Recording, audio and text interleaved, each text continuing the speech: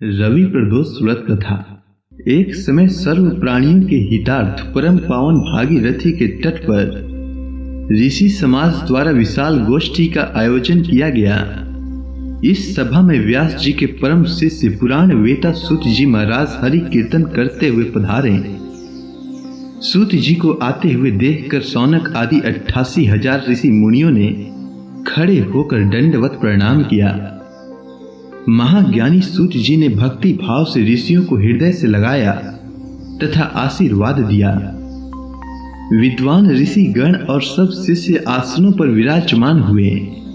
सौनक जी ने पूछा, हे मुनि श्रेष्ठ, कलयुग में मनुष्य सरलता पूर्वक मोक्ष प्राप्त कर सके, इसके लिए कोई सरल उपाय बताने की कृपा करें। सूत जी कहते हैं कि कलयुग में जब मनुष्य धर्म के आचरण से हटकर अधर्म की राह पर जा रहा होगा, हर तरफ अन्याय और अनाचार का बोलबाला होगा, मानव अपने कर्तव्य से विमुख होकर नीच कर्म में संलग्न होगा, उस समय प्रदोष व्रत ऐसा व्रत होगा जो मानव को शिव की कृपा का पात्र बनाएगा और नीच गति से मुक्त होकर मनुष्य उत्तम लोक को प्राप्त होगा। प्रदोष व्रत से अर्जित पुण्य से कलयुग में मनुष्य के सभी प्रकार के कष्ट और पाप नष्ट हो जाएंगे।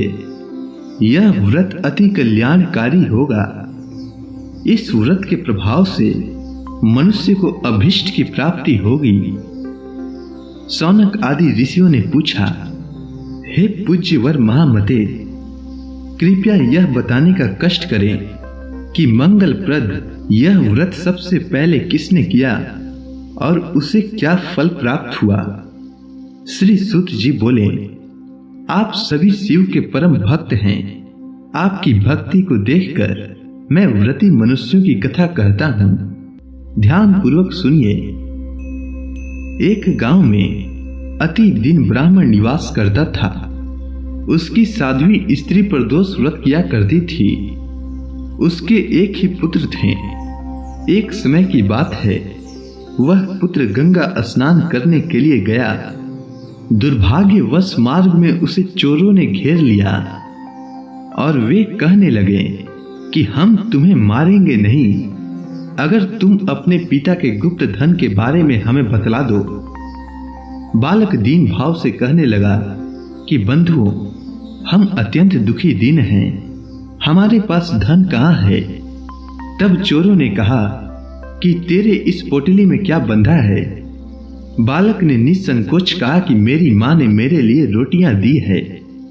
यह सुनकर चोरों ने अपने साथियों से कहा कि साथियों, यह बहुत ही दीन दुखी मनुष्य है, अतः हम किसी और को लूटेंगे।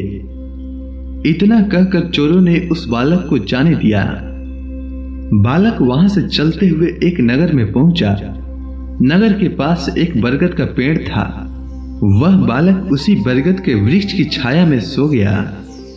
उसी समय उस नगर के सिपाही चोरों को खोजते हुए उस बरगद के वृक्ष के पास पहुंचे और बालक को चोर समझकर बंदी बनाकर राजा के पास ले गए। राजा ने उसे कारावास में बंद करने का आदेश दे दिया। ब्राह्मणी का लड़का जब घर नहीं लौटा, तब उसे अपने पुत्र की बड़ी चिंता हुई। अगले दिन प्रदोष व्रत था। ब्राह्मणी ने प्रदोष व्रत किया और भगवान शंकर से मन ही मन अपने पुत्र की कुशलता की प्रार्थना करने लगी। भगवान शंकर ने उस ब्राह्मणी की प्रार्थना स्वीकार कर ली। उसी रात भगवान शंकर ने उस राजा को स्वप्न में आदेश दिया कि वह बालक चोर नहीं है, उसे प्रातः काल छोड़ दे, अन्यथा उसका सारा राज्य वैभव नष्ट हो जाएगा। प्रातः काल राजा ने शिव जी की आज्ञा अनुसार उस बालक को कारागार से मुक्त कर दिया। बालक ने अपनी सारी कहानी राजा को सुनाई। सारा वृतांत सुनकर राजा ने अपने सिपाहियों को उस बालक के घर भेजा और उसके माता पिता को दरबार में बुलाया। उसके माता पिता बहुत ही भयभीत थे। राजा ने उन्हें भयभीत देखकर कहा कि आप भयभीत न हो, आपका बालक निर्दोष है।